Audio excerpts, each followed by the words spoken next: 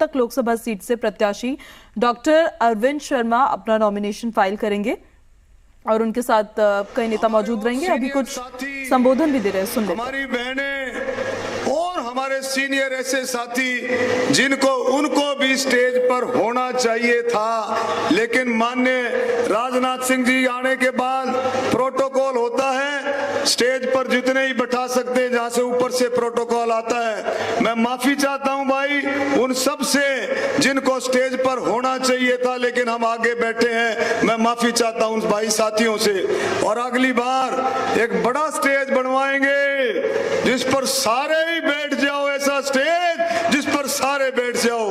तो मेरे बुजुर्गों साथियों, आज हमारे बीच में राजनाथ सिंह जी एक बहुत ही त्यागी, मैं कहूंगा संत, राजनाथ सिंह जी संत के रूप में हमारे सामने हैं। भारतीय जनता पार्टी की सरकार को 2014 में सरकार लाने में, एनडीए की सरकार, भारतीय जनता पार्टी की सरकार लाने में राजनाथ सिंह जी का अहम रोल है। इनकी वजह से ही 2014 में सरकार आई थी, आपको याद होगा। हमारे बीच में हमारे बहुत ही जुझारू, आप सबके हमदर्द, और आपको मैंने पहले भी कहा है कि आधी रात को 1 बजे भी फोन कर लो तो फोन पर अवेलेबल होते हैं नायब सिंह सैनी जी, सबके चहेते, गरीबों के हमदर्द, दलित और बैकवर्डों के हमदर्द नायब सैनी जी।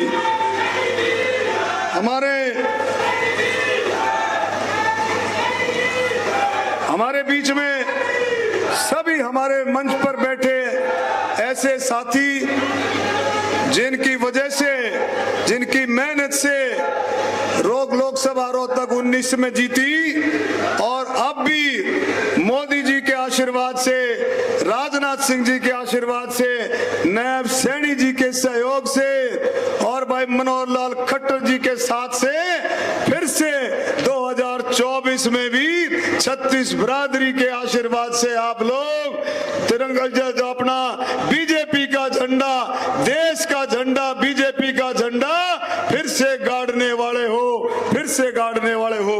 तो मेरे बुजुर्गों, नौजवान साथियों, सारे साथियों ने अपनी अपनी बात कही, अपनी अपनी बात कह करके सारे साथियों ने आपको बताया कि 2019 से लेकर के 24 तक माननीय प्रधानमंत्री जी ने कितने काम किए। धारा 370, 35 से 3 तलाक, करतारपुर कॉरिडोर, और उसके बाद राम मंदिर। राम मंदिर का काम इतना बड़ा था, जब राम, भगवान श्री राम का नाम आता है तो महर्षि वाल्मीकि का नाम जुड़ता है, भगवान श्री राम का नाम आता है तो संत शिरोमणि गुरु रविदास जी का नाम जुड़ता है, भगवान श्री राम का नाम आता है तो भाई कबीर साहब का नाम जुड़ता है। इन सभी महापुरुषों के, सभी देवी देवताओं के नाम भगवान श्री राम से जुड़ते हैं। और उसके आगे किया महिला आरक्षण, 33% महिला आरक्षण, ये काम हुए इस सरकार में, मोदी जी के नेतृत्व में। बुजुर्गों साथियों, 2014 से पहले आपने देखा किस तरह से घोटालों का, भ्रष्टाचार का बोलबाला था, और 2014 के बाद 10 साल में माननीय प्रधानमंत्री मोदी जी के नेतृत्व में ये भ्रष्टाचार और ये घोटाले बिल्कुल जड़ से खत्म किए। आप सबको पता है, छोटी छोटी बातें हैं और ये बातें आप देखेंगे कि इनकी वजह से ही घोटाले खत्म हुए, भ्रष्टाचार खत्म हुआ, और उसकी वजह है कि देश ने विकास के रास्ते पर ऊंचाइयां छुई। एक छोटा सा उदाहरण आपको दूंगा कि आप देखिए 2014 और उससे पहले रेल का बजट मात्र 30,000 करोड़ रुपए रेल का बजट होता था। हम जब काम के लिए जाते थे तो रेल मंत्री कहता था पैसे नहीं है, और आज आपको हैरानी होगी कि आज 2024 में रेल का बजट 2.5 लाख करोड़ रुपए का रेल का बजट है। ये है मोदी जी की देन। 11 लाख करोड़ रुपए से ऊपर इंफ्रास्ट्रक्चर का बजट है। तो ये सारे का सारा काम किसके नेतृत्व में हुआ?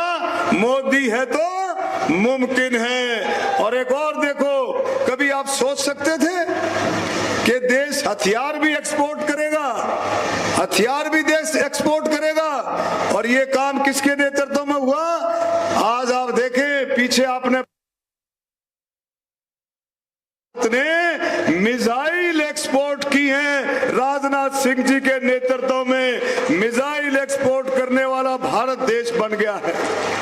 तो ये बहुत सारी चीजें हैं कि हम सबको समझना चाहिए। अंतोदय आखिरी छोर तक आपने देखा, किसानों के लिए, गरीबों के लिए, दलितों के लिए, बैकवर्डों के लिए, नौजवान, कर्मचारी, व्यापारी, स्वतंत्रता सेनानी, शहीदों के लिए, और भाई बुजुर्गों के लिए, खिलाड़ियों के लिए, महिलाओं के लिए, हर एक के लिए मोदी सरकार ने, हर एक कैटेगरी के लिए मोदी सरकार ने बढ़ाने का काम किया है। आप देखें, किसानों के लिए 2014 आप उठा करके देखें और आप 2024 उठा करके देखें, और हरियाणा देश का पहला राज्य है 14 फसलों पर एमएसपी से खरीद करता है। एमएसपी पर 14 फसलों की खरीद एमएसपी पर होती है। और एक और भी देखें, 2014 के भाव उठा करके देखें और 2024 के भाव उठा करके देखें, कई फसलों के भाव तो 3-3 गुना से भी ज्यादा है। ये है मोदी जी की गारंटी, और हर तबके के लिए उन्नति की। और इसी तरह से हमारे मुख्यमंत्री नायब सैनी जी, हमारे मुख्यमंत्री, इन्होंने भी भाई कलम तोड़ दी है। जब से बने हैं, दिन रात मेहनत करके आप लोगों की सेवा में जुटे हैं। और भाई जगह जगह हरियाणा में जगह जगह रैलियां कर रहे हैं, अपील कर रहे हैं, और लोगों में जोश है, इसमें कोई शक नहीं। और मुझे पूरी उम्मीद है कि भाई राजनाथ सिंह जी, हमारे मोदी जी और नायब सैनी जी के नेतृत्व में तीसरी बार केंद्र में सरकार आएगी। और भाई चिंता करने की कोई बात नहीं है, तीसरी बार हरियाणा में भी तीसरी बार सरकार बनेगी, हम गारंटी के साथ कह सकते हैं।